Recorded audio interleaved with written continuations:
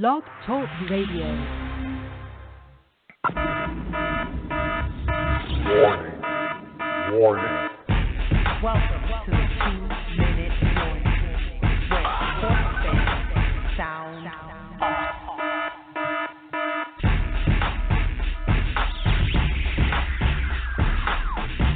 I'm trying to blow your mind.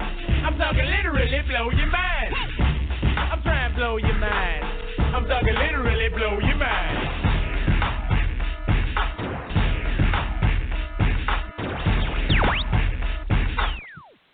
Welcome back, ladies and gentlemen, fight fans alike. Here we go with another installment of the 2-minute warning, Spinning Backfist MMA podcast. Of course, as usual, we got Bringing the Knowledge, Omar and Tommy. What's up, gentlemen? How we doing? What's going on, brother? Hey, guys.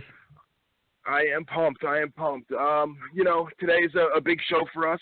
If all goes according to plan, obviously people have lives outside of this, so hopefully everything goes well. But, if everything goes according to plan, we will have our guest on later, Eddie Truck Gordon, ex-UFC Ultimate Fighter winner. Pretty pumped about that. Obviously we don't have him on yet, but he's going to be calling it at some point, and we'll bring that portion of the interview to the listeners when that time comes. But basically in the meantime, I just wanted to kind of talk about a couple things. We have a little bit of news that we could discuss in the MMA spectrum. Basically, 205 is right around the corner. I know you guys are just as gassed up as I am. Tommy, you had just mentioned before. In the lead-in that it's basically like two pay-per-view events in one card. I mean, just looking at the fight card, it seems crazy. Obviously, it doesn't come to much surprise to me, and I'm sure you guys echo those sentiments that it's setting gate records already. The fight's still 9 days away, 8.5 days away at this point, and they're already, setting records. Given the fact that, the excitement of the card and the hype of the Conor Alvarez fight, I mean, this is big things here. I mean, do you guys have any plans as to where you're going to be watching this card? I mean, Tommy, I know you're kind of traveling all over the place, so I don't even know what state you're going to be in at this point. But do you have any plans for that card? Yeah, I'm going to be sitting in my hotel room watching it on my phone while playing UFC 2 on my Xbox. Oh, that's the life. That's awesome. The life right there. Yeah, that is pretty awesome. Omar, what about you, man? What do you got planned for the fight?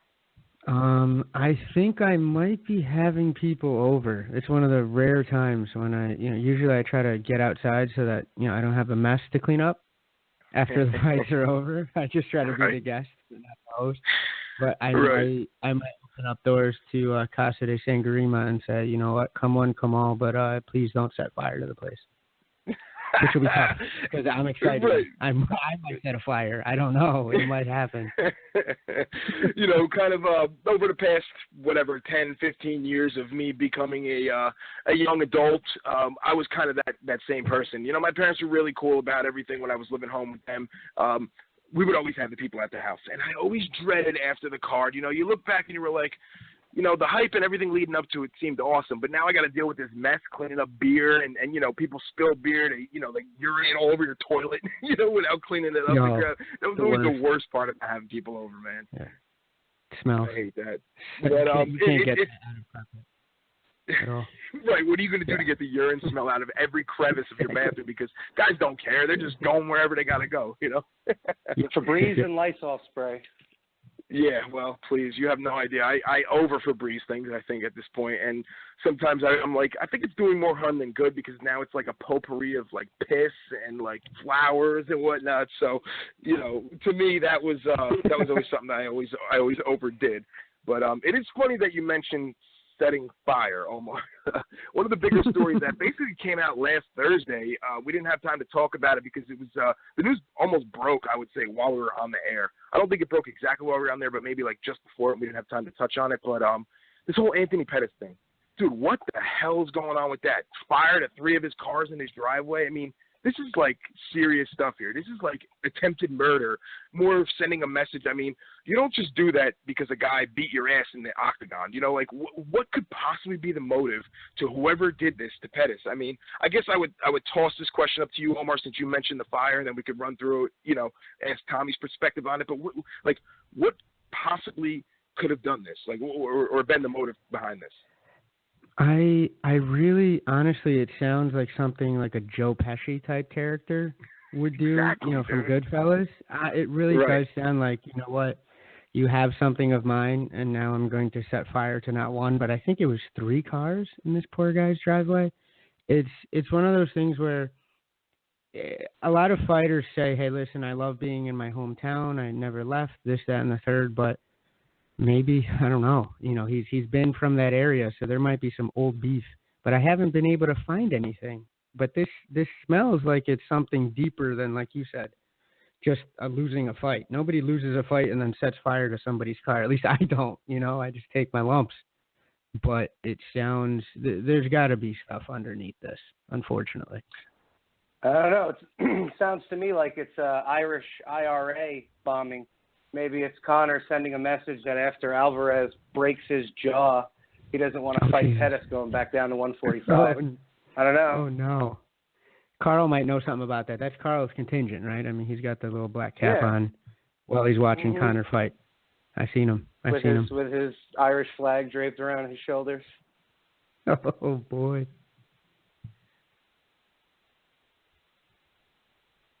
He's quiet. So with Did us, Carl Carl. just have a heart attack? I think Carl. We might have outed Carl as an Irish sleeper cell. I don't know.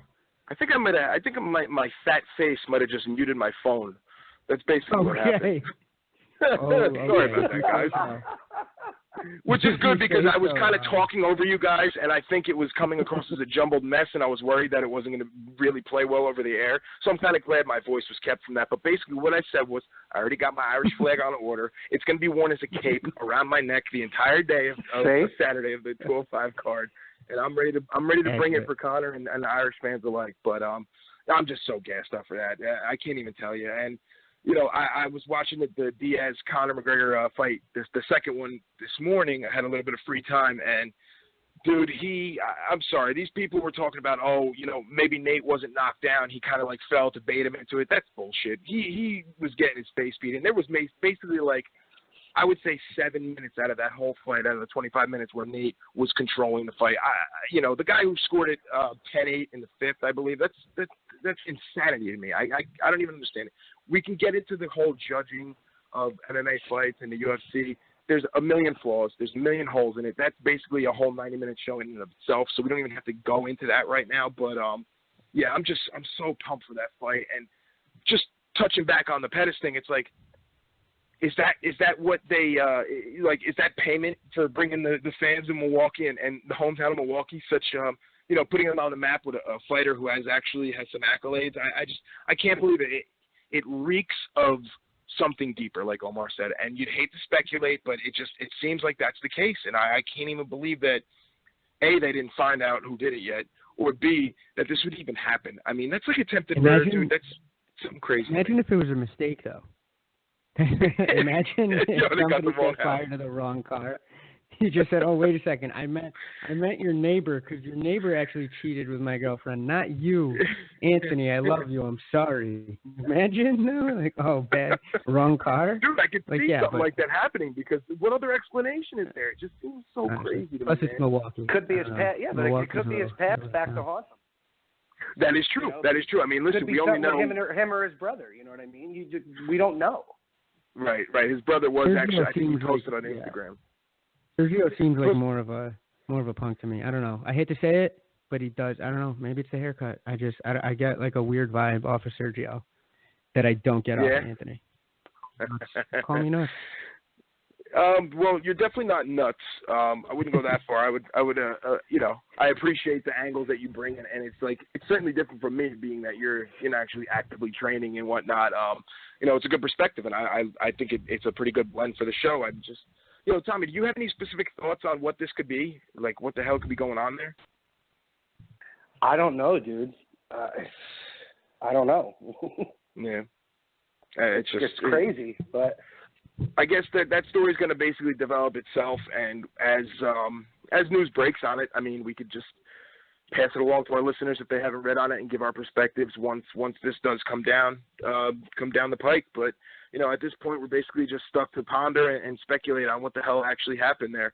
Moving on, basically what I wanted to talk about at this point was the whole Mark Hunt thing. Mark Hunt hiring Carl, a lawyer. I think we might have a visitor, Carl. Yes? Oh, Here we that's go. Great. Yep, he's going to be on in a second. Here we are with Eddie Truck Gordon. Mr. Gordon, how you doing? Hey, doing great, fellas. How's everything going? It's going great now, man. Very, very happy to have you on the show. Definitely excited for this. I'm excited to be on too, man. Sorry I got caught up with the kids. I dialed in late. No, it's not a problem. Not a problem. We kind of assumed that leading up to the show, and as the minutes ticked away, I was like, I believe he's going to call in. He's probably just going to be a little late, so let's open with a couple stories first. But no, now that you're on the show, very, very happy to have you. Me personally, I'm a huge fan of Ultimate Fighter, and watching your season, me and Tommy joked about it, not to knock any other fighters that were on that show, but you were basically the only relevant fighter that season, and, watching you was definitely an exciting thing. Just a little rundown, you're an ex-UFC member, the winner of the BJ Penn, Frankie Edgar season of the Ultimate Fighter.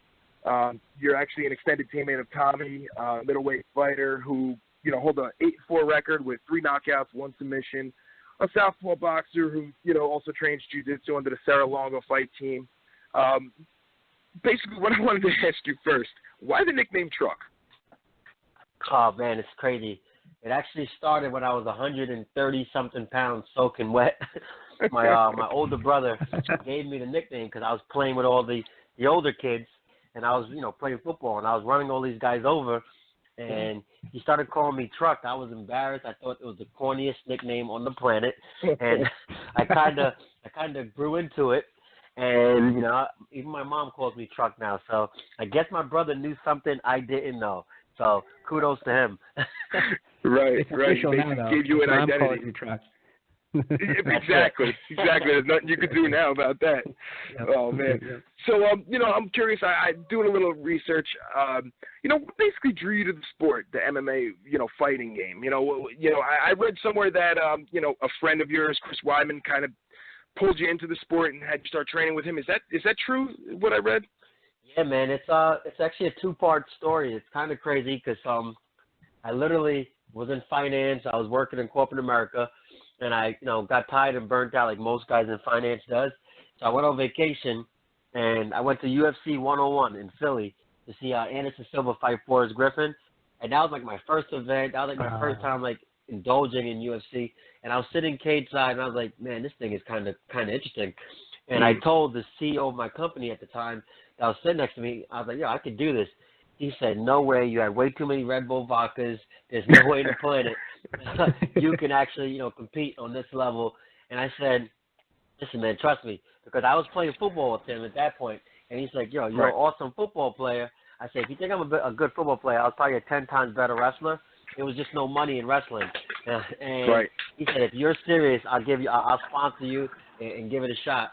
And sure enough, like a week and a half later, because I did have a couple Red Bull vodkas, and literally a week and a half later, I was in the gym, the weightlifting gym at Synergy, and then Chris, walks in, and we wrestled together in high school, and we started shooting the breeze, and he told me what he was doing. At that point, I think he was like 2-0 in ring of combat, and I was like, man, this got to mean something. And he's like, come down to the gym, give it a shot. I went down to the gym, gave it a shot, got the crap beat out of me, and I was just hooked from that point on. And now the rest is history. Right. That's a tough gym to start at, man. Yeah, they threw me to the wolves because, Ray's the man. Ray Longo is awesome, and he heard 1,000 guys coming to the gym saying they want to fight, and he put me to the test, and I'm happy I stuck with it because it literally changed my life. That's awesome, man. That's awesome hearing stuff like that. And obviously you graduated from Fordham University with a degree in finance, so what you're saying is correct. Now, the whole Ultimate Fighter experience, this is something I'm really curious about. When I heard that we were going to have you on, I instantly, got all giddy because I don't think I've ever missed even one episode of the show. Like, with the dynamic behind it, like being isolated from civilization, not being able to talk to your loved ones, your friends, your family, having cameras in your face, I understand as a fighter you live, breathe, and eat fighting, but being in that like specific environment. What was that like? Like cameras in your face constantly, like the raw emotion of it, you know, the isolation. I guess that has to play on your emotions a little bit, wouldn't it? Let me tell you something. There is no doubt about it. It's a lot harder than people think, and it was a lot harder than I thought. You know, you watching the show on TV, you know, it's 13 episodes, 13 weeks, you know, an hour long. You know, after that episode goes off, it's out of sight, out of mind. People got to realize, you know, we're there for that extended period of time, you know, training, being, you know, in a house of people you're going to potentially fight. And like you said, being isolated from civilization, it almost makes you nuts and crazy, if that's even possible, because if you're a fighter, you definitely got some screws loose to begin with. Yeah. But, you know, especially like for me, you know, being away from my kids for the first time ever for that long, I thought it would be the best vacation ever, but it was the farthest thing from that. And you can't have books, you can't have music, you can't have any, you know, social interaction with socialization. So they got it down to a science, man, and it definitely, you know, brings something out of you. You know, some guys fold, some guys, you know, get the best out of them, and not to mention making weight. If you're fortunate enough to keep winning, you know, 4 or 5 times within a 6-7 week period is insane. You know, you get bumps, bruises, this and that, but you got to figure a way out to keep going because you want to, you know, get the prize at the end of the tunnel. So it's definitely a dynamic situation they put you in. Right, and I think that's a dynamic that most viewers at home don't see. Like you say, you know, the show's over in an hour, and you know, I go back to stuffing my face with Doritos and drinking soda. You know, just waiting for the next show next week. But being an avid watcher of the show, you definitely saw those few that broke. I mean, I think the most famous was that dude Noah or whatever. He like basically cried to go home to his girlfriend who he was dating with for 6 weeks or 6 months or something like that. Yeah. Which, how could you throw away an opportunity like that? I mean, Dana will specifically. You know, you're an outcast at that point. You have no shot of ever becoming anything in the UFC at that point. So I would think throwing something like that away, it would have to be such a screw of your emotions that you really don't even look at the big picture. You're really just thinking like, I got to get out of here, because at first I didn't realize you had no connection to the outside world. I thought you were able to make phone calls, watch TV, but then as the show like progressed more and more, I noticed, I'm like, wow, these guys really are basically isolated from everything, just training, and you know, the whole making weight thing's got to be a tough one too, because obviously you can eat whatever you want. You got the guys who lose, they start making, you know, food just like smothered in fat and everything, and you're sitting there like, damn, man, I just want to bite of that. You know, I couldn't even imagine. Now, Tommy does tell me, leading up to having you on as a guest, one thing that you're a real advocate for is like the anti-bullying, that whole thing, and we wanted to talk a little bit about that because back when I was a little younger, I mean, I was a scrawny dude. I think I could handle myself if I had to, but I was definitely subjected to like some bullying at you know, growing up in life. I remember one time specifically when I was in 6th grade, I got bullied by 3 kids behind this building, and you know, ran home to my mom. I mean, I was like, what, 12, 13 years old. I mean, I was bawling, crying. I didn't even realize what that was. It was the first time I was exposed to anything like that, and from that point on, it was just something that I was so dead set against. And to see that someone of your, you know, I guess stature and you know, you've been in, you're a fighter basically now, to see that you're so against that, it really, it's admirable. I mean, do you want to speak anything on that? Were you bullied growing up? Yeah, man. You know, I think, you know, every kid in this world, you know, gets bullied at some point in their life. Right. And, you know, me coming from another country, I wasn't born here. You know, I came here when I was 3 years old. So I had a heavy Jamaican accent, and my mom dressed me funny. Like when it was literally cold out, warm outside, she had like a long sleeve sweatshirt on me, and the colors really never coordinated. So you know, kids are pretty brutal. You know, like when they're not used to something or something's a little bit different, they tend to pick on you. And you know, this day and age with social media, you can't get away from it. If kids are bullying you at school, now they can follow you home. They can get you on the internet. They can do this and that. So it's a constant pressure. And, you know, your parents tell you sticks and stones can break your bones. Words can never hurt you. But, you know, when you see kids committing suicide, that's like the farthest thing from the truth this day and age. So, you know, being bullied, I used it as an outlet to fuel my fire and kind of, you know, make me the person I am today. But enough's enough, man. Like, you know, people got to address the situation, because when kids are losing their life, and it's just, That's just a horrible situation. Being a father, I can't even imagine, the parents that are going through that. And us parents, the parents of the bullies got to step it up and not just say, oh, well, get over it and this and that. Like, we got to, be better parents and make sure that, we tell our kids that it's not cool, it's not okay. Because I think it starts at home. Absolutely. Especially being younger and, when you're a little, you're an immature kid at that point, you're kind of like, you're a bully, period, but you kind of feed off, like, your friends and you feed off your home life. And if you're not really taught to stay on the straight and narrow and taught what's right and wrong, you might not even think you're doing anything wrong, and you could be doing something really detrimental to somebody. I think I read today that an 11-year-old little girl actually committed suicide because she was bullied. And, it's so sad. You see so much of it. It's really unfortunate. And, to know that you're an advocate against for anti-bullying, like, it's an admirable thing, man. I'm really appreciative, and hopefully we can kind of eliminate this going forward. And like you said, I really think it starts with the parents, because not only the parents who are actually bullying, people who get bullied, or not parents of the kids who are bullied, actually parents of the bullies. They're the ones that you have to really kind of target and be like, come on, man, like, what are you doing here? You imagine this was you, like, flip the coin. It's something that really has always irked me, and I'm really glad that, to see it starting to pick up steam with, more and more people who are in the know and in the spotlight, if you will. No, I completely agree. So what do you think about the 205 card, man, coming up? Absolutely sick. The card's off the charts. It's off the chain. I would love to see more New Yorkers on the card, but I completely get it. Absolutely. As a business aspect of it, you're holding one of the biggest events in the mecca of fighting. You want to give the fans, what they deserve, and the prelims could be just as good as the main event card. Like, it's stacked from top to bottom.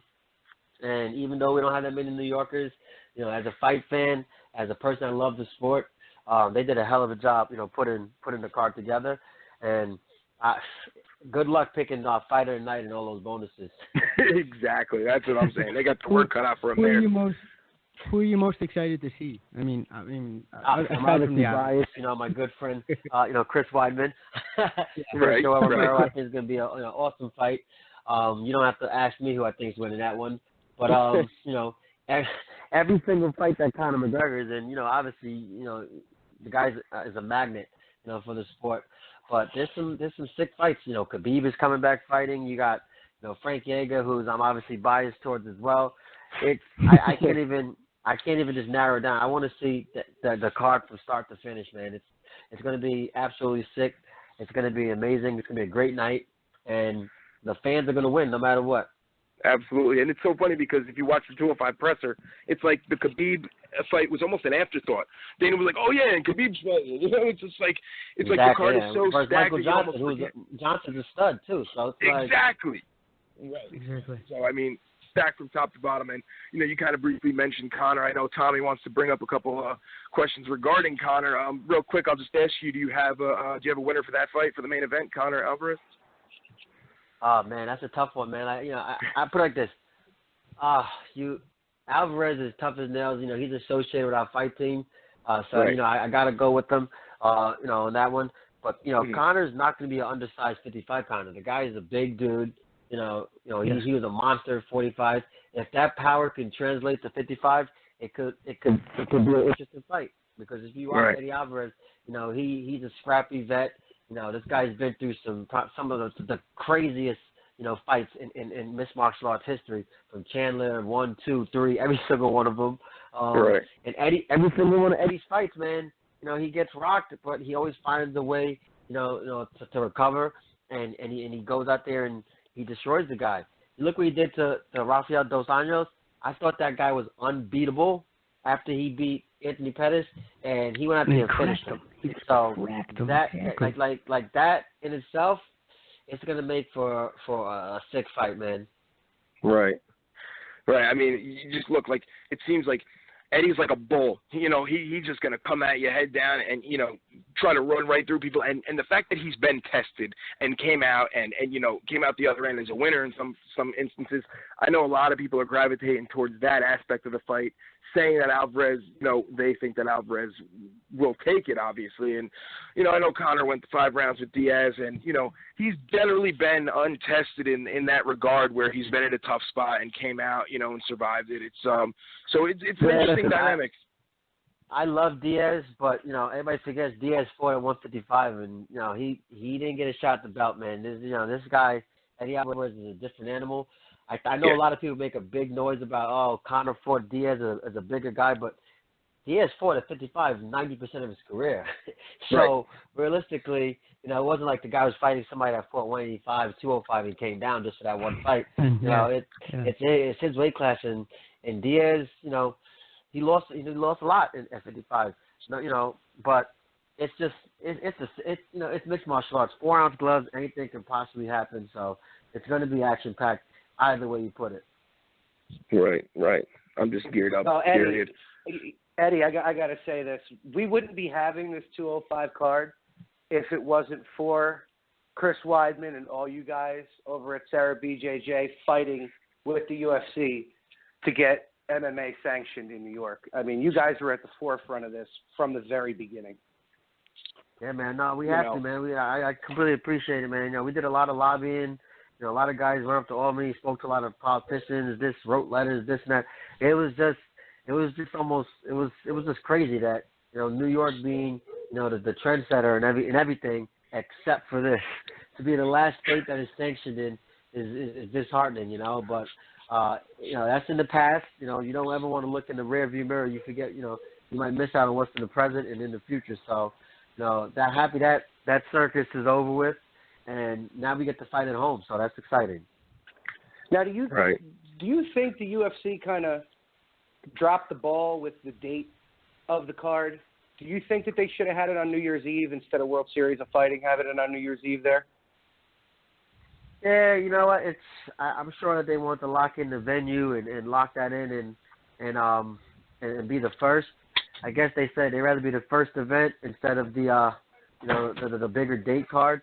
Plus, UFC always puts on a New Year's Eve card anyway.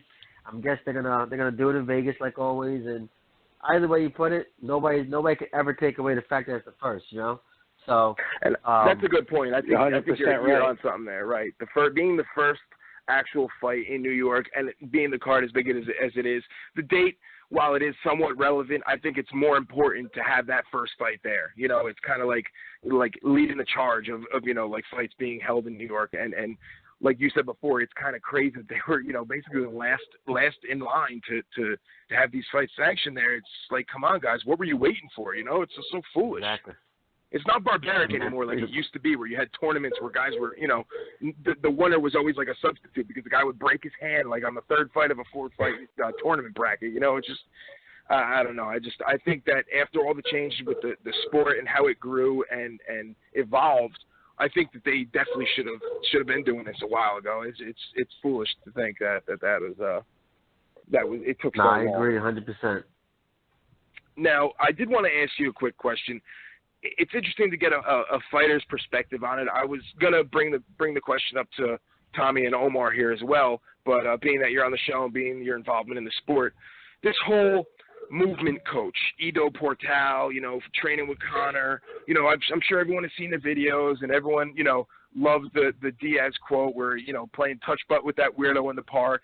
Do you think that this movement coach movement is something that is more of a gimmick, or is it something that could take off as somewhat of another tool in your arsenal to train? Because, it seems pretty interesting to me where he's like, you got to look at an arm being a dynamic arm, not just something that's going to throw this punch or this elbow, rather it's an arm. And, it just seems like there's something there. I was just curious to get an actual fighter's perspective. Do you think it's just, gimmicky, or if it's something that might have some staying power?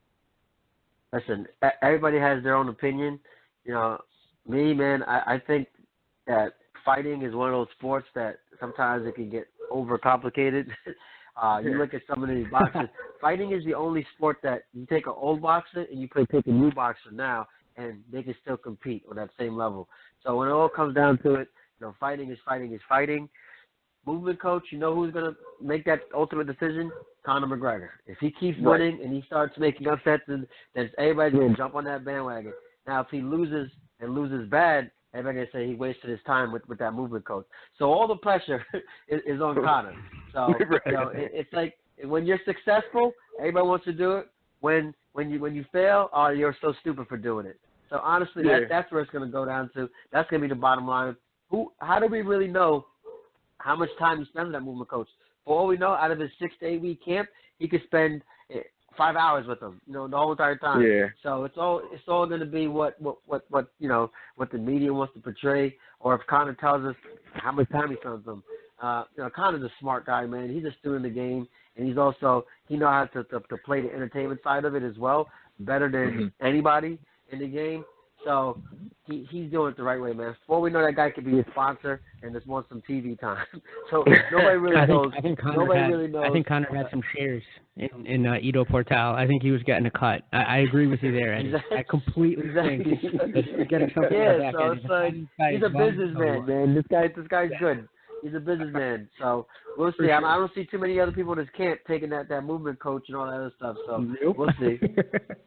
I think it's somewhat interesting. Didn't Carlos Condit do something with a movement coach too, where he was like walking on logs and stuff like that? With another guy though. Yeah. Last camp. Irwan, something or other. It was another guy. I don't know. Listen. Yeah, I'm not too familiar. God bless him. Yeah, God bless these guys, man. Like, if Will Miller is my movement coach, that's the guy I'm gonna pick up. But I'm good, man. Right, so I was just going to ask, is it something that you would consider, you know, training for a fight, or is it something that you're just not going to waste your time with? You're going to kind of stick to what you're familiar with? That's something I would do outside of camp. Like I feel like when you get to camp, you know, you don't want to go outside the box. In between fights, that's where I feel like you add tools into your arsenal. You try new things.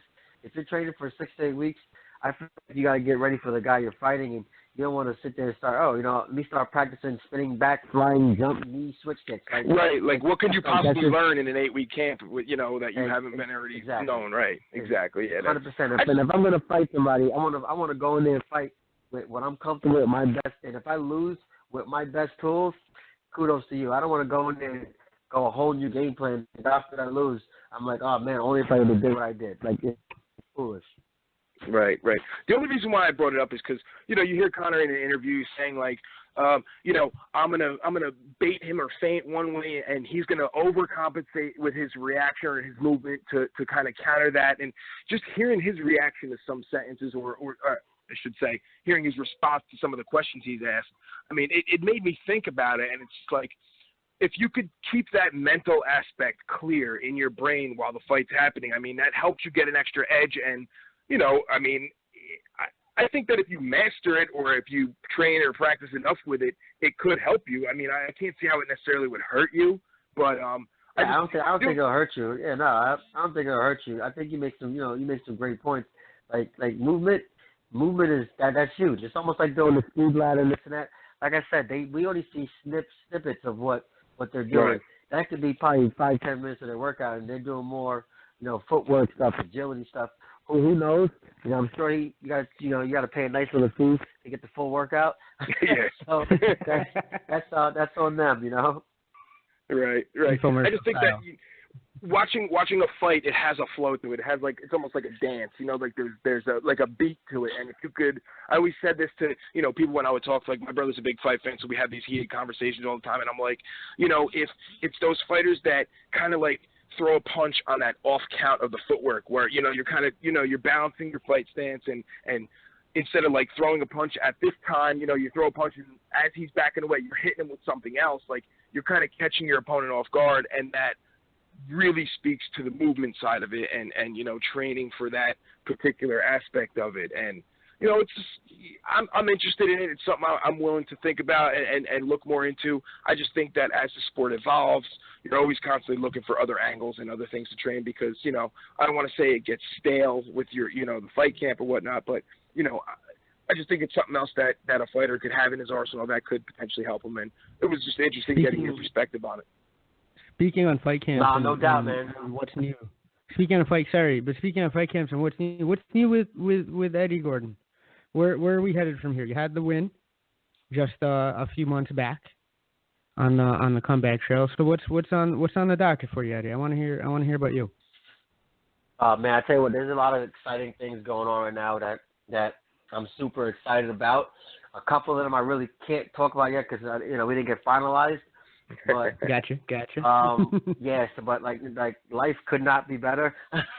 Like honestly, everything happens, for a reason, and it's just a lot of good opportunities, are knocking on the door, from almost every promotion you could think of, some opportunities to fight overseas in Asia. Waiting to hear back and make sure it makes sense for me, financially, as well as, for my family. So I'm in a fortunate position that. Are you going to be in that open weight? Are you going open weight for Ryzen? Is that what you're trying to tell us here? Listen. All I'm gonna say is that you're very good, but there's a lot of good things going on, man, that I definitely can't complain about. I'm fortunate though, man, because coming from a finance background, I realized one thing that I can't fight forever. Not everybody is Randy Couture or Dan Henderson, and the fact that I realized that I'm always trying to plan ahead. Like I've been able to get an amazing platform to touch people and do different things. So I'm always trying to evolve, not just as a fighter, but as a businessman as well. And in the position I am now, I don't have to take a fight because, I'm starving, for money and I'm forced to do that. I don't have to, do that. So it's a good position where I can pick and choose what makes the most sense for my family. So that's a huge benefit. I think that would be an advantage also because, some guys are just so gung-ho. They think, get me a contract, get me some fights. Not really worried about like the long term of my career. I just need to put some money in my pocket, which is understandable because you hear of all these fighters that are, up and comers that try to make it and crack into the sport. You hear so many stories. Oh, I've been sleeping in this gym on the mats for like 6 months now because I can't even pay rent. And, so I could understand where a fighter would think that way. But being that you have like more of a mind that or an angle that you're going to look at it from the business side, like that's important. That's good for you. And I think it helps you to make more calculated steps so you don't have a misstep in your career because, listen, you only get one shot at it. You're only, like you said, you can't fight forever. And, I'm 36 myself, so at this point I wouldn't even have a chance. I'd be done with my career at this point or in the very waning moments of it. So, it's good that you have that aspect and that thought process of it. I mean, how is like the family, like they support you fully 100%, I would assume, especially with, the success for the Ultimate Fighter and, signing on with UFC. I'm assuming you have that in your corner, right? Yeah, my family's great, man. They're definitely supportive. It wasn't always that case. My mom was like, "Are you out of your mind? You're making 6 figures. You're sitting behind a desk. Why in the world would you want to take this avenue?" Get a face punched in, right? Exactly. And a lot of friends said the same exact thing. But you're only young, like you said, but for so long. Like my degree is not going nowhere. My work experience is not going anywhere. I could always get a job in the financial industry. I could always, do that stuff. But, my heart wasn't in there. Like I didn't. Not that I like getting dressed up and all. The ladies like a guy in a nice suit. but making 6 figures. I was a competitor. Exactly. I was a competitor, man. Like I had that fire burning, and it was just like, trading stocks, bonds, mutual funds was just not doing it for me. And nothing's wrong with that. I'm not down on jobs. I'm just like, I'm just about seizing the moment, living your dream, and not living life with like any regrets. So that's just my take on it. I would think you're pretty fortunate from that regard because you have that side of it. You were able to basically establish a career, something you could fall back on in the long run. You've had some success in the sport, and like you said, you have things lined up in the future for continued success. But when it's all said and done, looks like you're going to have somewhere to land your feet, and that's a good thing. I'm definitely happy to hear that. I hope it's the case for more fighters going forward because I want people to enjoy it. Nah, you hit on the head, man. You see all these guys now, like I'm happy that a lot of these fighters are speaking up and they're realizing, their value, their worth. I think the secret's out now. The UFC was a privately held company, but when you sell, the company for $4 billion, $4 billion is a serious amount of money. It's a little uneven. Exactly. It's a little. The split's a little uneven. Exactly. Right. So it's like now it's almost like, all right, $4 billion. You know, the UFC is not the UFC without the fighters. You know, so Absolutely. that kind of makes, it puts it into perspective that you got to pay what's actually making the product. And I feel like any sport in the infantile stage of it, like you look at football, when those NFL players was playing football back in the day, they were only making $5,000-$10,000, and a lot of these guys had part-time jobs and all the other stuff. You know, it's the case that they're making this ridiculous money. So, you know, we're almost, you know, we're pioneers and we're kind of getting the short end of the stick. But we got to also remember, you know, the first fighters in UFC 1 and all this other stuff they were getting paid peanuts. So the sport is evolving. It's the fastest growing sport for a reason. You know, in 10, 20 years, the average fighter will be making $300,000, $400,000, $500,000 a year, and they should give us a kickback. Right. Well, Eddie, that you mentioned, you know, the $4 billion sale. You're aware of the recent cuts in the UFC employees. They just did another cut a couple days ago. Do you think that this money is going to start getting generated more towards the fighters, or do you think that's just going to go in WME's pocket and they're just going to put their own people in there? I think it's gonna be a little bit of both. You know, I feel like, you know, when you're taking over a company, you know, if you want that company to go to the next level, you're gonna want your people in there. That's just, you know, business. But you know, hopefully, you know, they're gonna do the right thing and keep the right people, you know, on staff, because, you know, so many times, you know, just because you're a business person, don't mean you know more than the Fertitta brothers, don't mean you know more than Dana, those guys making the decisions and pulling the trigger. So if you're smart, you're gonna keep some of those guys on. I can understand you're gonna want to get your people, you know, involved, but I could see that I definitely feel like it's gonna go into the fighters. There's not gonna be any choice, because, you know, once these fighters' contract is up, if they're not putting the money back into the fighters' pockets, you know, the beautiful thing is that there's always somewhere else to go now. And with Bellator, you know, being part of Viacom, like Viacom has still at this point more money than UFC. So, and they're paying guys. You see guys shifting now. You see those Ryzens, those ONE FC, all these other companies that are paying guys now. So it's actually a good thing. It's called competition, man. It's a beautiful thing. So, you know, and they're being definitely going run to have to well, go back. They're being run well yeah. too. Like that's what you start seeing. You see a Rich Franklin going overseas and run, you know, getting involved in a promotion out there. I think that was a huge step. And now, hopefully, hey, I'm just gonna say, hopefully we see you being truck out there. I'd be super excited to see you fight overseas. Holy smokes! Absolutely. I'd be excited to see him fight anywhere. And, you know, leaning more towards what you were just saying, we actually spoke on this last week about how these other promotions, you know, they're able to sign, you know, so I don't want to say, you know, older or, you know, UFC fighters, but guys who are in the UFC have you know, basically jumped ship and got to these other promotions because the money's right for them. You know, they could get some airtime. You know, they're like you say,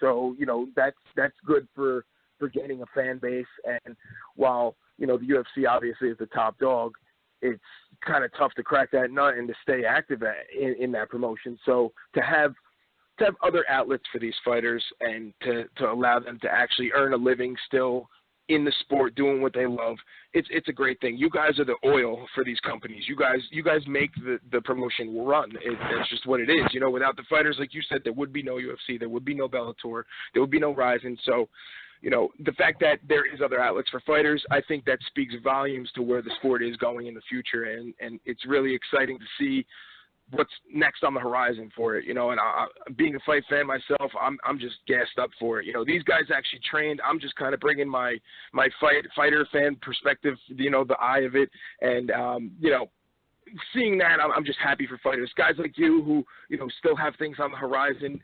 That's great. You know, like I'm very happy that you guys could establish yourself as fighters and continue it. Hello? No, definitely. I didn't know if my face hit the mute button again. I was having some troubles earlier. My cheek was hitting the mute button on the phone. That's my fault. But I think we've yeah, got a caller for Eddie. I think somebody has a question for him. Great. Bring it on. Hey, Eddie, this is Pete from New Jersey. Big fan, man. I wanted to ask you, in your time in the UFC, going from, you know, when you first came in, there was no Reebok deal, correct? And, you know, how was that transition going from, you know, being able to have sponsors and, you know, make money that way and then all of a sudden the Reebok deal comes in, and your options are, you know, a lot more limited. You know, how was that transition, and what exactly was that like? Good question. That's a great question, and that's the one thing I shoot from the hip. You know, to tell you the honest God truth, it was horrible for the fighters. And yeah. it was great for the sport. I could see why the UFC wanted to do it. They wanted to get more mainstream, like the NFL uniforms, this and that. Right. But for us as fighters, it's horrible. You know, Reebok being $1 billion company, you know, giving fighters, I think the scale was if you're from 0 to 5, you get paid what, $2,500. We were getting double that, you know, from one sponsor. So if you got 5 different sponsors, you're walking, you're walking away with a lot more money than just that one Reebok deal. And if you think about it, for you to get to a $5,000 Reebok payout, that's 10 fights with the UFC.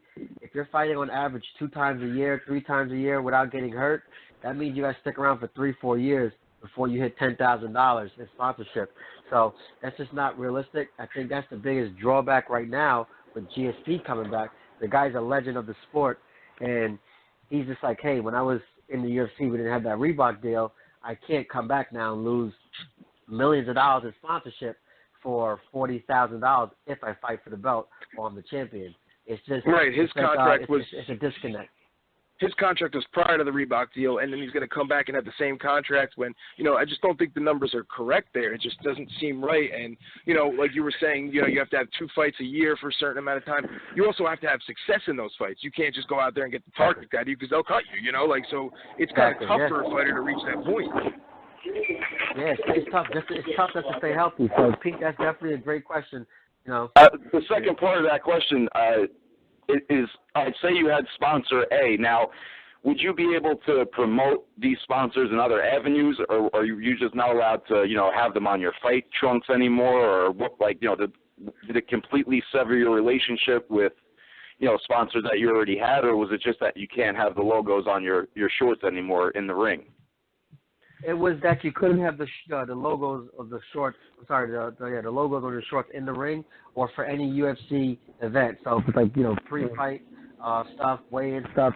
So pretty much anything that UFC paid for production, you couldn't have it on there. Now it's going to be based on the sponsor's discretion. You know, I was fortunate enough; a lot of my sponsors stuck with me because I did a lot of things for them outside of the the ring.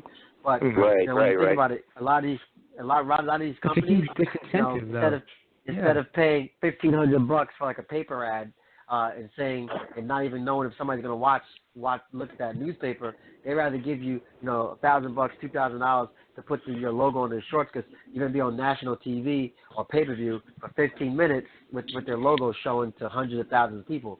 So it was a lot easier to sell the cost of their sponsorship, and for them, knowing the target audience has made more sense. Like, I think I heard Omar just hinting towards it. There's, like, no real incentive for these sponsors to you know, carry you on anymore, you know. And, you know, social media is one thing. You see these guys, you know, a lot of the fighters on Instagram, they'll post, like, oh, you know, it's almost like a quick, like, promotional tool where they have the shorts in their hand or whatever, you know, like, a big special thanks to Head Rush for sending me these, you know, like, so you see things like that. Exactly. But like you said, having you know, Praetorian on the back of your shorts while you're fighting a 5-round pay-per-view event is way bigger. You get way more exposure to that. And when they did away with that, I think that pretty much hampered the fighters. And you know, you lost money there. There's just no question. Yeah, man. You look at some of those big-name fighters like Anderson Silva, Vitor. Those guys are losing, you know, $1 million deals that they had with some sponsors. You look at Demetrius Johnson. You know, Xbox was paying him pretty well if he had just Xbox on his shirt. Yeah, right. That was the only logo, so you know they were paying his ass. Oh yeah, they were definitely taking care of him. For him to lose that, it definitely hurt. Right. I think the only one without a belt that's making out in this Reebok deal is Donald Cerrone because he fights like every 3 days. You hit on the head, you know, and most of his sponsors are the UFC's official sponsors like Monster, Budweiser. So it's a win-win for him. So you know, he's double dipping, man. You can't knock him for being smart. I do miss the tap out cowboy hat though. I miss that. Thanks, Eddie. Appreciate it. Thank you guys. No problem. Have a good one. Take it easy. Yeah, Eddie, I know I don't want to keep you too much longer. We'll keep you for a couple more minutes. I know you got family in the back. I believe I heard a child in the background, which is awesome. Good for you. So thanks, man. No problem. One other thing I wanted to talk about, just get your perspective on this whole Mark Hunt thing. He fought 3 fighters in the past few years that have actually turned up testing positive for PEDs, performance-enhancing substances. He's basically gathering lawyers, a team of lawyers together to go against the UFC to come out with a rule. I'm sure you've heard the news where if a fighter winds up testing positive for PEDs, that the opponent gets their purse. Do you think that's a fair do you think he has a fair battle there, or maybe a fair fight? Because it's got to be frustrating, losing a fight to a guy, then having him come out tested positive for, a banned substance, and nothing happens. There's no positive gain for you. You still get the loss on your record. You don't get any more money. It's not like a guy missing weight where you earn a certain percentage of his purse. Do you think that this could potentially be something that has some staying power? I think it's great, man. Kudos to him for stepping up and doing that, because it definitely does suck. There's a lot of guys that I know I fought guys that are stuff, and because people talk, fighters training, they cross train in camps, and it sucks. It's not like you're playing baseball where you're hitting a baseball and the only the detriment is that the ball's gonna be going farther. Like we're in physical combat. Like there's a reason why our body stops making testosterone at a certain age, and our testosterone levels drop. You can't have experience and have youth at the same time. Like there's a reason for it, and it just doesn't make sense. Like it sucks because there are people that are doing it the right way. And you look at Mark Hunt's body, this guy's not on anything. Right. You look at Roy Nelson, he's not on anything. It's like you see these guys' body completely change. There's a handful of fighters, and then some, that their body is different. They never got cough, for cough, Vitor Belfort, cough, cough. Oh, goodness. I was about to say, somebody taking a shot at Vitor there? A little bit. Listen, No. Credit to Vitor, at least he was upfront about it. Everybody knew he was on TRT. It's almost like, if they let him fight on this crazy level, then it's on them, but he never hit it. But there's a lot of guys that they'll scream from the top of the ceiling with how they're clean, and you look at their body, and they're a completely different person, and their results are following their body. So it's crazy, man. You should definitely, I don't know about the whole entire purse, but it should be some kind of financial right restitution downfall, for so it kind of steers them away from it, because I think the commission gets the purse. Something that these guys fail certain drug tests, and they go to the board. Really? I did not know that. Yeah, they do. The commission It's not which fair. to me is crazy. Yeah, Right. that doesn't make any sense, because they're not going in harm's way. While it does make you stronger, I think the recovery aspect is pretty important too. You can go balls to the wall. If you're on performance enhancing substances, your body recovers, and then you could go the next day just as hard with your training instead of, having to take it a little light because your body's broken down and you just need to rebuild. I think that aspect doesn't really get spoken as much about it in other sports, but MMA, of course, there's the strength aspect, but the recovery is a pretty thing. I think the recovery might be just more important than the actual strength, because it goes all about strength. You see all these bodybuilders being world champions. But the fact that you said, the fact that you said that you can train that much harder multiple times, a day, a week, like you can't do that. Like you have one hard wrestling session with good guys, like your body is destroyed. Like that is it's a huge advantage. Like there's a reason why our body says chill out, it's to protect us. But when you can actually get 10 hard practices versus a guy that can get one, that's where it's a huge advantage. Absolutely. And the thing that sucks, you did touch on it before when you were talking about having the sanction in fight sanction in New York.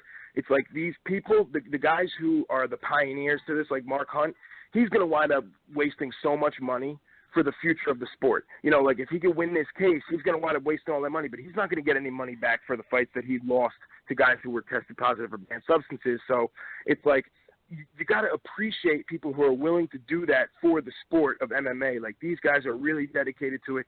He's going to lose money because he's going to have lawyer fees, and he's going to wind up shelling out all this money. So you'd hope that it's done for a good cause. You know, you don't want it to go, you know, him fail that or lose his case, put all that money out for nothing, and then down the road nothing changes for the MMA. And it does suck, but I really appreciate guys like that, and you know, guys like yourself and your team who are, you know, taking the time to write letters. You know, you're training all day and you got to go home where you're supposed to spend time with your family, and you're sitting there writing 5-page letters on why you think the fight should be sanctioned in New York. Like, you guys don't get anything from that. You know, hopefully a fight down the road, but at that point, you're just doing it for the love of the sport. And I really, really commend you guys for stuff like that, and I appreciate that. Well, we really appreciate you, man. You giving us this outlet, you know, to speak our mind, all that good stuff. So it's definitely, definitely much appreciated. Great. Tommy, I mean, do you have anything else you guys want to do? To ask Mr. Truck here? Yeah, Eddie, I just wanted to ask you a question. There was about a month ago, Eddie Alvarez went on record saying that, you know, Conor McGregor has brought over these new fans who know nothing of the sport. They don't appreciate anything. I don't think he was wrong in what he was saying. I think he was wrong in just bringing it up about Conor fans. Do you think that there's a lot of these like fair weather fans that just don't appreciate exactly what you guys do in there, that you're not just trying to go in there, take somebody's head off? People don't appreciate the beauty of what jiu-jitsu is on the ground or how great a really good wrestler can be. You think he was wrong just like labeling it as Conor fans? That's a great question. You know, sometimes people can be right and they say it in the wrong way. So I feel like that could be the case there. Because if you think about it, man, honestly, you know, every sport is like that. You got guys that never play a day of football in their life that are Monday morning quarterbacks that are just watching because they saw a couple commercials, they jump on a bandwagon. Ultimately, that's going to drive revenue, you know, to the sport and hopefully put it back into our pockets. When you look at it, you know, Conor, you know, you can't blame him. He's bringing eyes, you know, to the sport. So these guys that are fighting him are getting huge paydays. Diaz would have never made $10 million in fighting anybody else. So, like, that's a win-win, just getting eyes. The real MMA fans, no matter what promotion, you know, you fight for, real educated MMA fans, they just want to see good fights. They want to see good fighters fight good fights. So it doesn't matter where you are. You know, those fair weather fans, they don't know the difference between Bellator, UFC, mixed martial arts. They don't have a clue what's what. So those guys are they're gonna bounce around from show to show, whatever's on national TV or pay-per-view. They're gonna watch, but those real fans are gonna support their fighters and follow them all around. So it's a double-edged sword. What I don't agree with is a guy like CM Punk making a $500,000 fight for his first fight, period. And just because of his name, right? You just stole my second question. You just stole my second question. And I knew it too. I'm thinking in my head like he just stepped on Tommy's toes. Damn it. my bad. Let's rewind it. I just read your mind. Great minds think alike. Right. You and I talked about this on Facebook back when the UFC signed him, when they were looking for an opponent for him. And you kept tweeting and going all over Facebook that you wanted to be the first person to fight him. Dana White's not that dumb. I think you would have beat him faster than Mickey Gall did. He probably would have punched a hole through his face. No doubt. It's absurd, you know. And we did talk about it, but it was almost to the point where they wouldn't even. It's just crazy, man. They wouldn't even sanction that fight. I would have loved it. Trust me, I'm all for this. You know, the spotlight. But like that guy coming in, getting $500,000.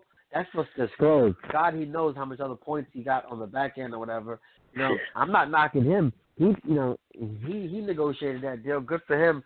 But I think it's a slap in the face for guys like, you know, Al Iaquinta, who puts his life on the line, his body on the line, and is going there, you know, beating getting sanctioned. Top 5, top 10 guys. Was getting sanctioned by the UFC, kind of like he's getting put on the shelf.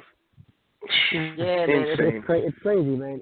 That's crazy. It's like they did him a huge disservice because you know better than anybody. In order to even be considered to be a pro fighter, you need at least 5 amateur fights and a winning record just to get a license to fight pro.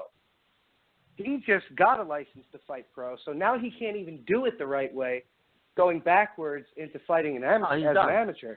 So he's done. Literally, at this point, who in the planet How many guys can they possibly find?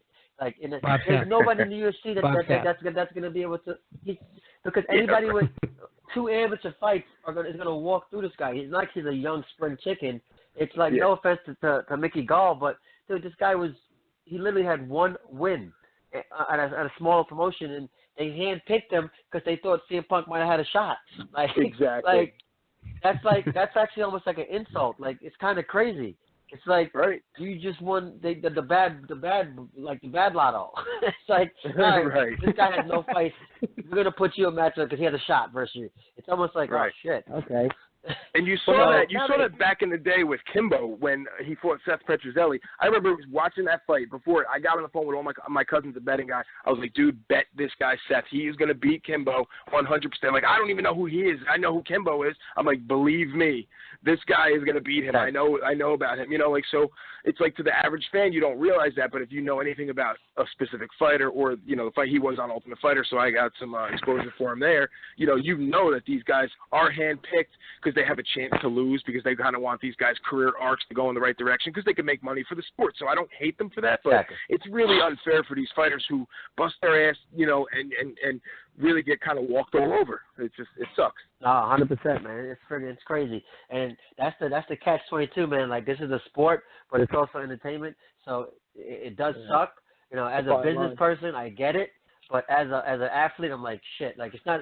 If that's the case, you know, it'll be the Yankees versus Red Sox in the World Series every single year. It's impossible. They're in the same division. It can't happen. Right. But if it goes up to you want the biggest markets all the time playing each other so you can generate revenue for the sport. But it doesn't happen that way all the time.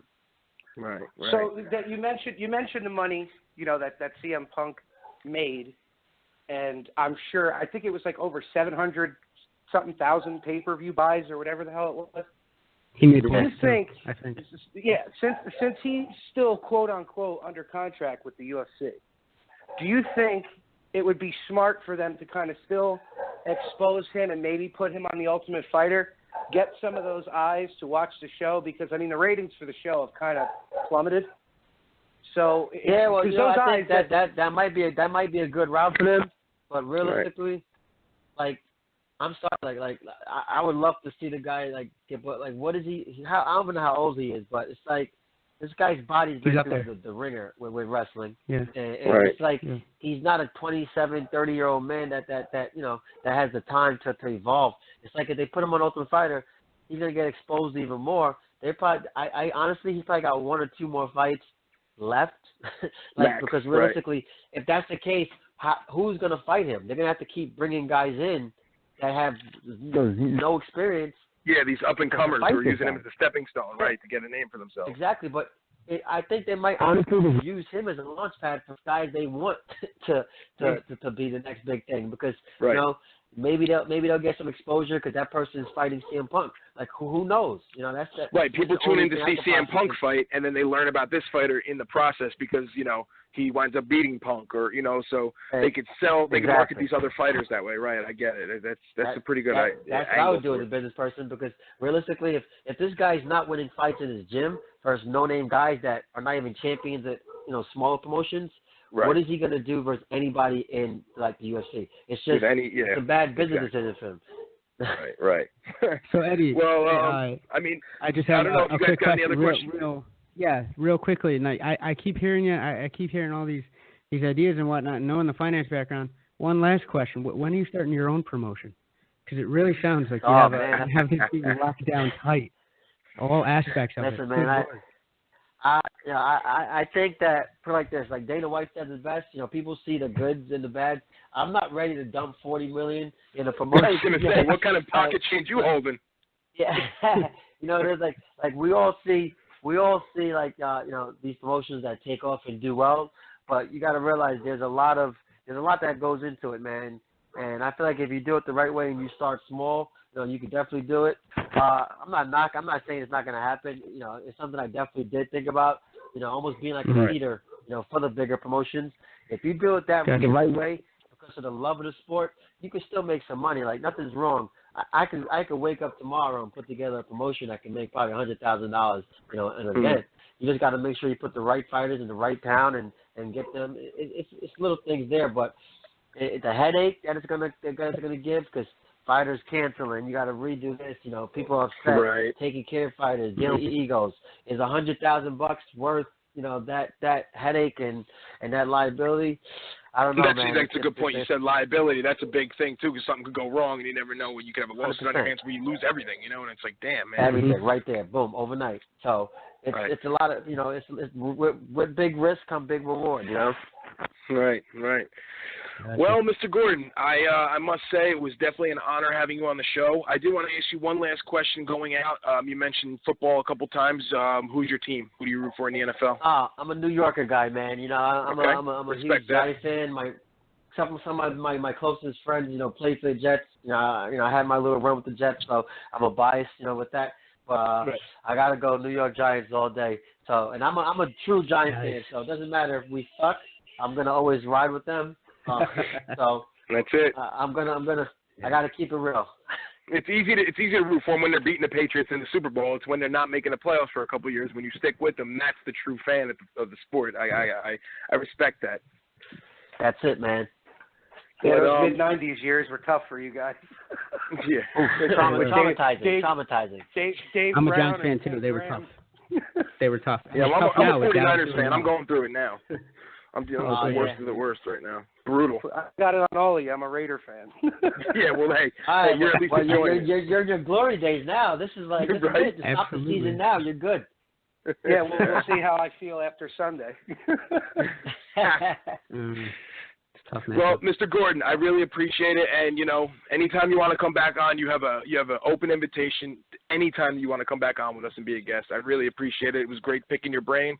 I personally learned a lot, and I'll continue to be a fan and look out for you in the future. We'll always promote you. As soon as I see something coming up, we'll promote you to get fans on you, get eyes on you, and I'm sure listeners to the show are now fans of Eddie Gordon, so that's a good thing. You did a good job. Thank you very much. Thank you for having me, man. You guys are awesome, man. I definitely had a good time. If anybody's on right now that wants to follow me on Twitter, you can hit me up at truckmma_UFC. That's my social media. I think all my tags are that. I want to thank you guys for having me on because you guys give us a platform, to speak our mind and kind of, get the word out there. So that's much appreciated as well. No problem. And you said that was truck_MMA? truckmma_UFC. truckmma_UFC. All right, I'll definitely promote that on the show page, and we'll put it on the page for sure, and get some people over there. That's it, man. Sure. Make sure you tune in too. We got some NFL football going on tonight. Hell I got my yeah! Right after this, I'm looking at. Nice. Good man. Good man. Eddie, thanks a lot, man. I'll see you. All right, man. Have a good one, guys. All right, take care. Eddie. Thanks. Take care. Good night. Well, honestly, guys, that was amazing. I'm really happy with that. He was a great guest to have on. Very humble gentleman, knowledgeable, well-spoken. He seems educated. That's definitely a guy that seems to have it figured out. And I'm really glad that he's actually got some type of financial backing and a career once his fighting career is over. It's good to know. I'd love to see him do. I'd love to see him. I almost asked him, but he could probably do well coaching the young bloods in terms of how to handle the financial changeover, right? Like that's actually a good point. Like The Rock and Ballers, you mean? Like 100%. I almost wanted to say that. And I really was like, hey, listen, because with that financial background, he could totally help people out. Right. I like how you tried to bait him into the Ryzen question. That was good. Yeah. I was trying. I'm trying to break news for us guys. I'm trying. Unlike me, I broke the news about The Ultimate Fighter last week being canceled, and apparently they aired an episode a few days ago, which I looked like an idiot with that one. But I'm looking into it. I don't know. Something happened there. I think it was canceled, and then it wasn't. I don't know. I think the UFC there's enough going on over there. Sponsorship dollars. Yeah. They lose sponsorship dollars if they cancel. Okay. Who knows how much those sponsors are paying them. But just so you guys know, we were getting retweeted like crazy during his interview. Were we? Good. Oh, That's awesome. good. I mean, hey, listen, like Omar put out that post today, or he sent us the message on the numbers. Like, I'm happy with where the show's going, and I don't mean to talk about it on the air and be like, pompous in that way, but this is a good thing. We got a good show here, and I'm just really excited to be a part of it with you guys. And already our third showing, we had an ex-UFC Ultimate Fighter winner, which to me is huge. I'm future rising star. You have to add that. Yeah, a future rising or ONE FC standout as well. If he's going overseas, he's going to be doing some work out there. They're not going to be ready for the truck. Trust me. Not at all. Well, I did want to throw this in there. I mean, with all due respect to Omar and myself, the pull, the Eddie Gordon pull as a guest on the show was completely Tommy's thing, and I never got a chance to thank you on the air, Tommy. Thank you very much. That was a huge pull, and hopefully down the road we can get more of that. You did say when the show was in its early stages of even being an idea, you said that you were going to be able to get guests on, and while I didn't say I didn't believe you. I just knew it would be a tough draw. And to have you come through this quick, bro, that speaks volumes, and I really appreciate that, man. Good shit. Well, it all started from me reopening my Twitter account just to look at MMA news, and Eddie sent me a motivational video in my direct message, and I said, you know what? The top of the video said you could do anything you put your mind to doing. So I said, you know what? Screw it. I'm just going to ask him, what's the worst that he could say? No, or just ignore it. And he came on happily. and now after doing the interview with him, knowing what type of person he is, I mean, you get to see that on The Ultimate Fighter, but speaking directly to him, like, he's a great dude. He's jumped at the chance for that, and I love him as a fighter now. Like, I'm a huge fan for it. I always was with The Ultimate Fighter. He was a great contestant that season, and I'm definitely going to be following him for the rest of his career. That's for sure. Absolutely. We obviously ran a little long on the show here. We were going to do an hour and a half or as close as we can to it. I don't know if we really are going to get to 20 more minutes left of the show, but just one little tidbit of news I wanted to touch with you guys. I'm not sure exactly which one of you sent me the link or sent us the link in the show message. What's the deal with Bisping? He's willing to fight GSP, but he's not willing to fight Jacare. Like, what is that? I was able to skim through the article, but I want to get one of your perspectives on it. Who was actually the guy? I'll tell you exactly what it is. I'll tell you exactly what it is. Let me fight the guy who hasn't done a fucking thing in the past couple years, so I could maybe make some money because he thinks he could beat him when there is no shot. Right. But he doesn't want to fight Jacare. There's a shot. There is no shot for Bisping to beat GSP. There's no chance. Even a Bisping with two eyes and a GSP with one leg I still have good money on GSP. Like, say GSP gets Nancy Kerrigan tomorrow. I'm still gonna say, and he could just yell why in a Canadian accent. I don't care. He's still gonna put a beating on that Bisping ass, even at a weight class higher than what he fought. I don't care. There's no chance. I agree with Tommy. There's no chance. What about if he did get? Go ahead. He won't beat Jacare either. That's what I was just going to ask. Like, do you really even think he'd beat Souza? Right. He doesn't want Jacare. Souza's had a full camp. Jacare would tap him out so quickly. So quickly. He'd just take him down, get him on his back, and that's even saying, with Bisping's increased wrestling, but no, Jacare, and with how angry Jacare's lately been being, because he has, some legitimate gripes about being passed over. Right. At the bit to fight anybody. Bisping's trying to handpick opponents, and it's weak sauce. I threw it out to us because it's pretty weak sauce. I mean, I don't know. In his position, who do you think he is? Conor McGregor? Yeah. Well, he was Conor McGregor before Conor McGregor was Conor McGregor. If you think about it. And we did go a full episode last week without mentioning Conor's name. We might have said it briefly, but we never talked much about it. So kudos to us. Did that hurt you? Did that hurt you a lot? I didn't want to force it. I figured next week I'm not going to say anything else aside from Conor McGregor next week on the 205 preview. But I was kind of saving myself for that one. But hey, man, kudos to us for actually filling a show with other news other than Conor McGregor, who basically dominates the UFC airwaves lately. Truth. Well, hopefully after next week that won't be happening anymore. Your siblings. I'm excited. I'm excited for us breaking it down next week. I'm looking forward to the breakdown for the event next week. Absolutely. Fans, definitely next week we're going to do another 90-minute show. I'm sure we will get to the full 90 minutes, being that the card is so stacked. We're going to touch on every single fight, but the more higher profile fights, I'm sure we're going to get a little more into depth and give our fight predictions, and we might even have another host on or whoever knows. But Tommy, let me ask you something: is there any other potential guests coming down the pike in the future, or you haven't really touched on that yet? You want to just focus on getting Eddie in first?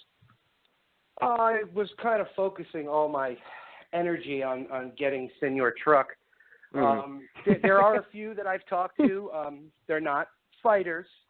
One of the guys, I'll even say it. One of the guys I train with, Jim, he's been training jiu-jitsu ever since they first put out the Gracie in Action tapes, where it was the only way for you to train. Whoa.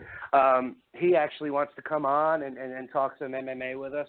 He's a great guy, and he loves MMA and loves the ground game.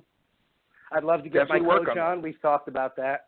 It's a little bit tougher for my coach because he teaches on Thursday nights at 7:30, so there's a chance we might have to shift the show around.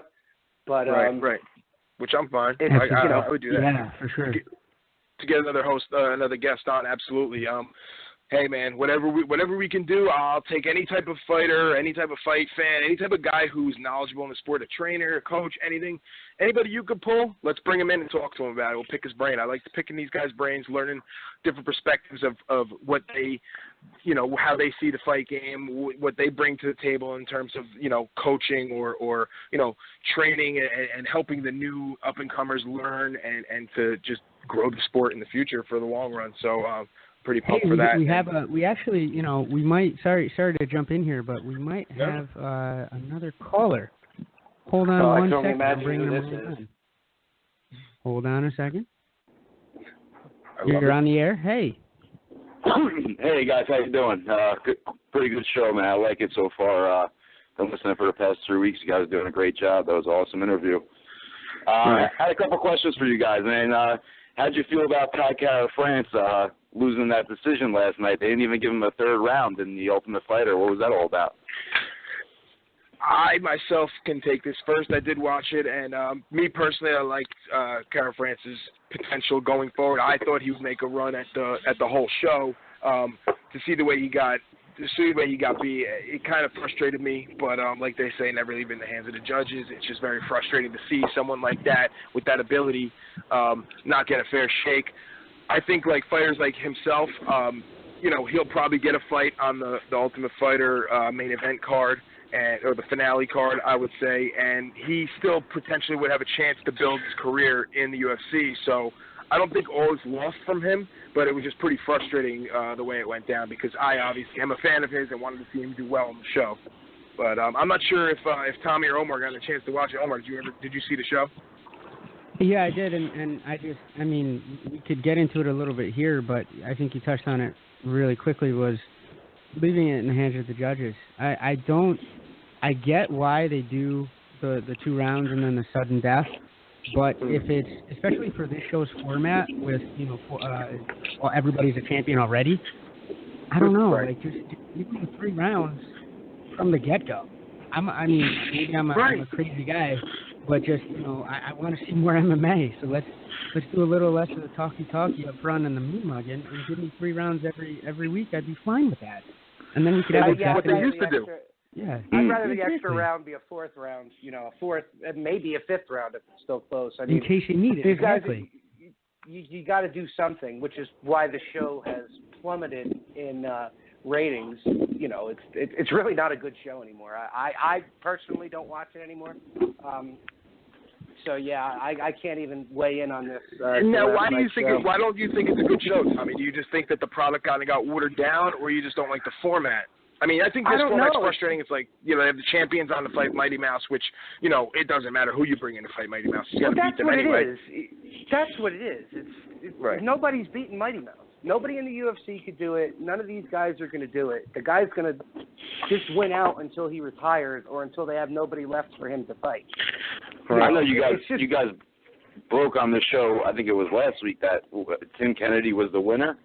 I don't know if, you know. Well, that's what came out, and we actually talked about how the fight, the show was actually going to be canceled, but we just touched on it before, how, you know, the sponsorship, and there's a lot of money lost if they were to actually cancel the show, so I think they brought it back. You know, it's kind of frustrating knowing who won. Tim Elliott, I think, is the winner. Tim Elliott, right. Yeah, not Tim Kennedy. I would think Tim Kennedy was fighting those guys. He would probably put them all in the hospital, by the way. Yeah, I say Kennedy, Elliott, I would think Elliott may have the best shot just based on his size. I mean, you know, even I think he's going to lose to Mighty Mouse, but, you know, seeing Mighty Mouse, you know, fighting, what's his name there, when he went up weight and fought the champ. Dominic Cruz? Dominic Cruz, you know, was a little bit bigger than him and kind of manhandled him. I mean, you know, right. Tim Elliott might be able to do the same thing, but I couldn't see, as good as all those guys were on the show, I couldn't see any of them scratching the surface with Mighty Mouse. I mean, you know. Right. Now, let me ask you something. Do it, I don't think they can. Exactly. Yeah. Dotson, who's, you know, he almost brings what Elliott brings in terms of, like, that, like I was saying before to Eddie, I was saying, like, those fighters who, like, you know, you have that flow of fighting and they bring, like that offbeat punch and offbeat kicking game where they kind of, like, mistime their opponent and try to catch them, like, sleeping or whatever. I think that they kind of are a little familiar in that regard, but, you know, of course, Dotson, I believe, is a little bit better of a fighter. Let me ask you something. Caller, what did you think of the fight, like the whole Kara France thing? Did you think, you know, he deserved another round, and you're calling and asking? I honestly thought that they should have given it a third round. I mean, you know, I thought that Kai kind of edged out the first round, and I thought the second round, like, could have went either way. Maybe, like, no fighter, Danny even said it on his show, like, nobody really did much. You know, they kind of evened each other out in the second round. Right. So I just felt they could have thrown it a third round, man. You know, it was disappointing to see that they didn't. But like Omar says, it's more MMA. What the hell could be wrong about that? You know, how could that be bad? Like, give them a third round. Give us a third round to watch. Let these guys fight it out in the octagon. Don't let somebody just say, okay, well, the time expired on the fight. Who had the lead at that point? Let's find a winner of this fight already. Come on. Exactly. And let's ask three judges to figure that out and give opinions. You know what I mean? Exactly. Like It's all perspective anyway. Yeah. Yeah. I have one more thing I want to run past you guys. Now, maybe I'm crazy, but now they got Frankie Edgar fighting Jeremy Stevens at UFC 205, right? Now, in my opinion, I know Holloway is already that guy. Yeah, I know Holloway's already got the fight, you know, with Pettis, but I felt personally it should have been Edgar versus Holloway, because Holloway already beat Jeremy Stevens, and Edgar was, you know, he's the number 2 contender behind Aldo for the 145. So, like, do you guys think that's funny how that worked out? Like, you know, don't you think it would have made more sense to go with Edgar and Holloway and maybe Jeremy Stevens and Pettis? I think it was a timing thing. Stevens called out Edgar. It was like probably before the beginning of the summer, and said he wanted to fight him. Yeah, nothing malicious or anything. It's just he thinks his style matches up well with Frankie's, which I think he's completely off base. That's why this fight happened. You know, that's why this fight happened. But you know, there was a big rumbling that Frankie was going to drop to 135 if he got a title shot. I wouldn't mind seeing him against Cruz. I think that would be an awesome fight. Absolutely. I think that would benefit him. For sure. That would be. All right, thanks, guys, and have a good night. All right, man. No problem. Call in anytime. Take it easy. So, yeah, that's good. We got a couple callers. We had our first guest on. I'm loving where this show's going, gentlemen. I really think that we got something here, and I'm really looking forward to next week's show already. I mean, we got 205 right around the corner. There's big things for the UFC coming down the pike, and I am, as a fight fan, I am gassed up completely to the gills. I am just ready for this all, and I'm just to be a part of the show with you guys. I'm honored. We're completely glazing over the fact that Liam McGeary is defending his belt tomorrow night. Tomorrow, right? Good man. Tomorrow night. Man, you did bring that up. Yes, absolutely. So, tune into Spike, Bellator, guys. Fans, definitely look that up. Check your local listings. I believe it starts at 9 o'clock, if I'm not mistaken. I think they do it a little bit earlier than they would if it was in Vegas, depending on where the fight is. Yeah. What's up? Absolutely. It's a Mohegan Sun, and the main card is earlier on Spike shows, and so I think they'll even have the prelims like around 7-ish.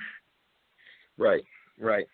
So definitely tune into Spike, and, it's more fighting. And look, Bellator puts out a good product. The last card of Bellator, it's from a fighter fan perspective, you had a little bit of everything. You had a submission, you had a body shot, you had a head kick knockout, you had some ground and pound.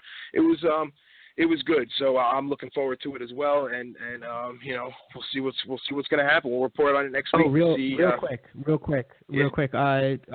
Saturday, RDA versus Ferguson.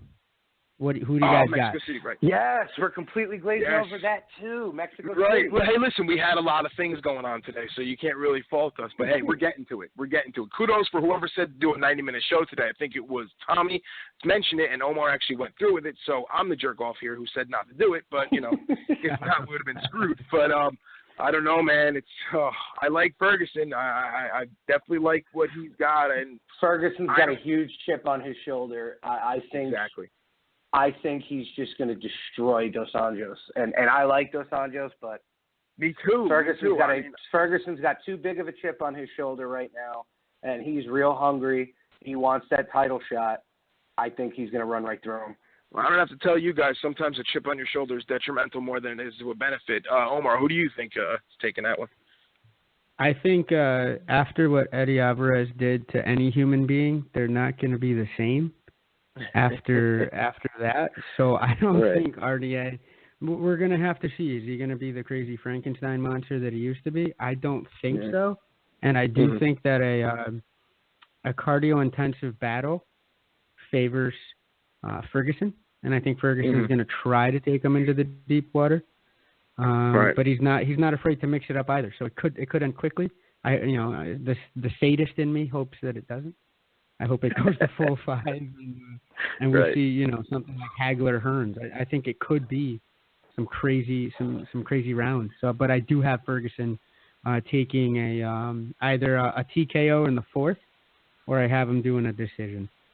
A 5 right. I'm kind of leaning the other way. I'm sorry. I really think Dos Anjos might be able to just pull out a decision in the long run. More of a tactical fight, kind of bringing in his experience into the octagon a little bit and making it that type of fight.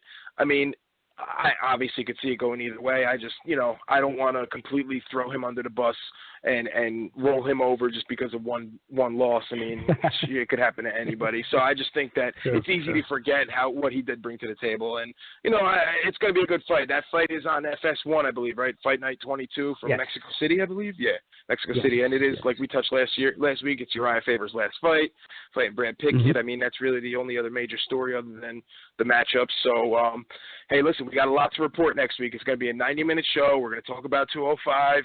We're going to talk about the results to the Bellator, the results to the fight night, and any fallout from this week's Eddie Gordon interview. If we have any people commenting or mentioning what they thought about it, we'll bring that. And of course, like always, we'll try to bring you all the UFC news that happens in the week leading up to the show. So as usual, guys, I'm really pumped for what's going on here, what we got going.